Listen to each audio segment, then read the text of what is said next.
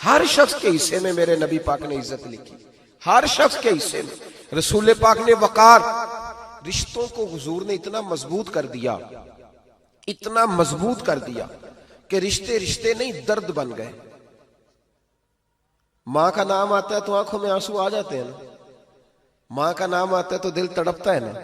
یار یہ انقلاب ہے جو میلاد والے رسول نے برپا کیا. ورنہ حضرت طارق ابن عبداللہ کہتے ہیں میں حضور کے اعلان نبوت سے پہلے بھی مکے آیا تھا.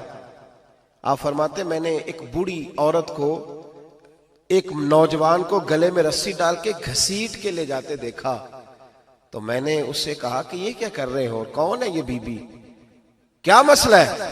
تو وہ کہنے لگا جی میری اماں ہے، بوڑھی ہو گئی ہے، کسی کام کی نہیں رہی تو بیچنے جا رہا ہوں. چلو کسی کے برتن جب مانجے گی تو میرے تو پاس کچھ نفع آئے گا نا بیچنے.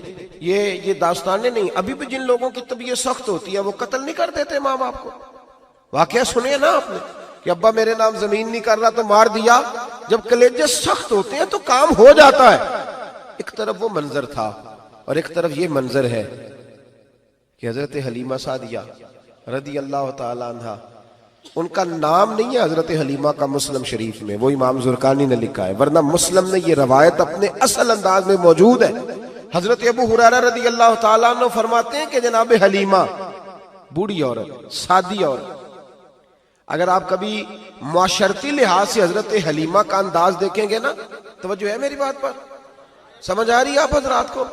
جو ہمارا معاشرتی ماحول ہے نا، معاشرتی ماحول، تو حضرت حلیمہ سعدیہ رضی اللہ تعالیٰ عنہ کی حیثیت آج کے معاشرے میں اگر دیکھی جائے تو ایک آیا، بچوں کو پالنے والی آیا نہیں ہوتی، وہ آیا تھی. اسکول میں ایک آیا ہوتی ہے، جب بچہ چھوٹے ہمارے پرائیویٹ سکولز میں بچے جاتے ہیں تو عورت سنبھالتی ہے، دودھ ڈال دیتی ہے، کئی دفعہ فیڈر بھی پلا دیتی ہے. بچہ اگر پخانہ پیشاب کرتا ہے تو خدمت کرتی. یہ عورتیں اس زمانے میں چھوٹے بچے لے جاتی تھی، پالا کرتی. تو بتانا دائی کی، آیا کی، میں مثال دے رہا ہوں، اور نرس کی کیا حیثیت ہے معاشرے میں. اور حضرت حلیمہ سعدیہ جب نبی پاک کو واپس لے کے آئی تھی تو چلو کچھ نہیں، لیکن نہ کچھ معاوضہ بھی انہیں حضرت عبد المطلب نے عطا کیا تھا. جناب آمنہ نے انہیں کچھ، ایک معنی یہ بھی ہو سکتا تھا کہ پیسے دے کے یہ کام کرایا، معنی ہو سکتا تھا. آج جو گھر میں اماں برتن دھوتی ہے اس کی کیا حیثیت ہوتی ہے؟ وہ تو بیچاری جن برتنوں کو دھو کے ہمیں دیتی ہے، بعد میں انہی برتنوں میں ہم انہیں کھانا کھانے کی اجازت نہیں دیتے. لیکن میرے رسول پاک نے رشتوں کو عزت دے دی، اس طرح کی عزت دی، اس طرح کی عزت دی کہ جناب حلیمہ مسجد نبی کا دروازہ گزری ہی تھی کہ حضرت ابو ہریرہ فرماتے ہیں نبی پاک منبر پر اٹھ کے کھڑے ہو گئے. رسول پاک کھڑے ہوئے، نبی پاک. میں کبھی کبھی یہ روایت دیکھتا ہوں تو میرا دل کرتا ہے میں اپنے آپ سے پوچھوں، میرا دل کرتا ہے میں اپنے یاروں دوستوں خطباء سے، واعظین سے، پیروں سے، مشائخ سے پوچھوں کہ تو بھی بتا، جب تو شاگردوں کو پڑھا رہا ہوتا ہے اور تیرے ابا جی آتے ہیں تو کبھی اٹھ کے کھڑا ہوا ہے؟ اپنے جیسے لوگوں سے، اچھے علماء کی بات نہیں کرتا، کبھی سوال کرو. یہ بڑا مشکل کام ہوتا ہے، بڑا مشکل کہ عالم دین تقریر کر رہا، والد آ جائے بندہ اٹھ کے کھڑا ہو. لیکن رسول پاک نے عزتیں دی، وقار دیا. جناب حلیمہ داخل ہوئی تو حضور منبر پہ کھڑے ہوئے اور اتنی تیزی سے حضور آگے بڑھے، اپنی چادر کو اتارا اور پھر میرے رسول نے زمین پہ بچھایا اور پھر حضرت حلیمہ سعدیہ بیٹھ گئیں. اور جناب ابو ہریرہ فرماتے ہیں جتنی دیر نبی پاک ان کے سامنے بیٹھے رہے اتحیات کی حالت میں بیٹھے رہے. حضور نے رشتوں کو وہ وقار دیا، وہ حسن دیا کہ رشتے درد بن گئے ہیں. اب ماں کا نام دل میں بعد میں آتا ہے، زبان میں بعد میں آتا ہے، آنسو پہلے آتے ہیں. اب ماں کا رشتہ ایک وقار ہے، ایک حسن. الحاوی للفتاوی میں امام جلال الدین سیوطی رحمت اللہ لکھا ہے فتح مکہ کے بعد نا کمال ہو گیا. وَرَأَيْتَ النَّاسَ يَدْخُلُونَ فِي دِينِ اللَّهِ أَفْوَاجًا، فوجوں کی فوجیں دین میں آ گئی. ایک زمانہ تنہائیوں کا ہوتا ہے، ایک عروج کا ہوتا ہے.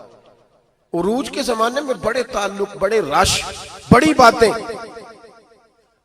اب حال یہ تھا فتح مکہ کے بعد کہ پہلے تو ایک آدھ آدمی کلمہ پڑھتا تھا، فوجوں کی فوجیں آتی. ایک دن نہ نبی پاک نماز پڑھانے آئے مسجد میں.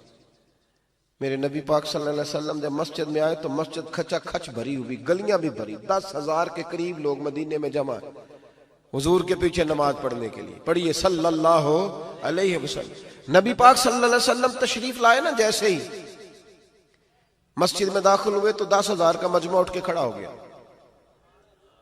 ہمارے لیے لوگ کھڑے ہوتے ہیں تو ہماری آنکھیں پرنم نہیں ہوتی، بلکہ ہم اپنا حق سمجھتے ہیں. ہم کہتے ہیں ان کا بنتا ہے کھڑے ہونا.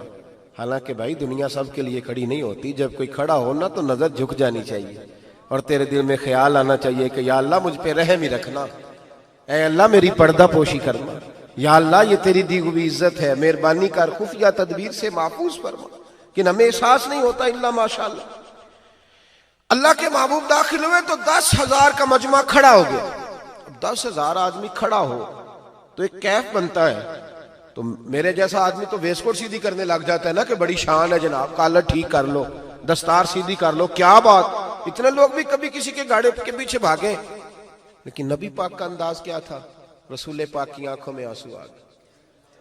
10,000 آدمی کھڑا ہوا، حضور رو پڑے اور اتنا روئے کہ جناب ابو ہریرہ رضی اللہ تعالیٰ عنہ فرماتے ہیں کہ میں نے نبی پاک کے سینے سے آواز نکلتی دیکھی. جب آدمی زیادہ روتا ہے تو سینے سے آواز آتی. حضور روئے کہ سینے سے آواز آئی. آپ فرماتے ہیں پھر حضور نے آنسو پوچھے، پھر نماز مکمل ہوئی. جب لوگ چلے گئے تو حضرت ابو بکر صدیق اٹھ کے قریب گئے، کہا یا رسول اللہ صلی اللہ علیہ وسلم آج کوئی وجہ نہیں تھی رونے کی، آپ آئے ہیں اور رونا شروع کر دیا.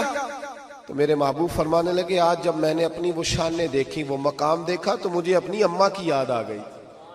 ماں کی یاد، رشتوں کو وہ عزت دی، وہ وقار دیا، وہ حسن دیا. کہاں نماز کے لیے لوگوں کا کھڑا ہونا اور کہاں اماں کی بات چھیڑ دینا. میرے حبیب فرمانے لگے مجھے اپنی اماں آمنہ کی بات یاد آئی. میری ماں نے تو وہ دور دیکھا تھا جب وجود پہ کپڑے بھی پورے نہیں تھے، دل کرتا تھا آج اماں موجود ہوتی، میں نماز پڑھانے آتا، اللہ اکبر کہہ کے نیت باندھتا، سبحانک اللہ کے بعد سورہ فاتحہ پڑھتا اور سورہ فاتحہ مکمل پڑھ لیتا کہ میری اماں آمنہ کو کوئی کام یاد آتا. وہ پردہ سرکا کے کہتی بیٹا محمد میری بات تو سننا. تو محبوب فرماتے اللہ کی عزت کی قسم میں نماز چھوڑ دیتا، پہلے ماں کی بات سن کے آتا. میں چھوڑ دیتا نماز. وقار دے دیا، وقار، وہ حسن بخشا، وہ توانائی بخشی. کہتے پہلے تو حضور رو رہے تھے نا، جب حضور نے وضاحت کی تو پھر سارے رونے لگ گئے، پھر سب رونے لگ گئے. پھر اپنا اپنا درد، اپنا اپنا ذوق، اپنا اپنا شوق. کیوں نہیں تو ماں کو عزت دیتا؟ کیوں نہیں تو چند گھڑیاں باپ کو ٹائم دیتا؟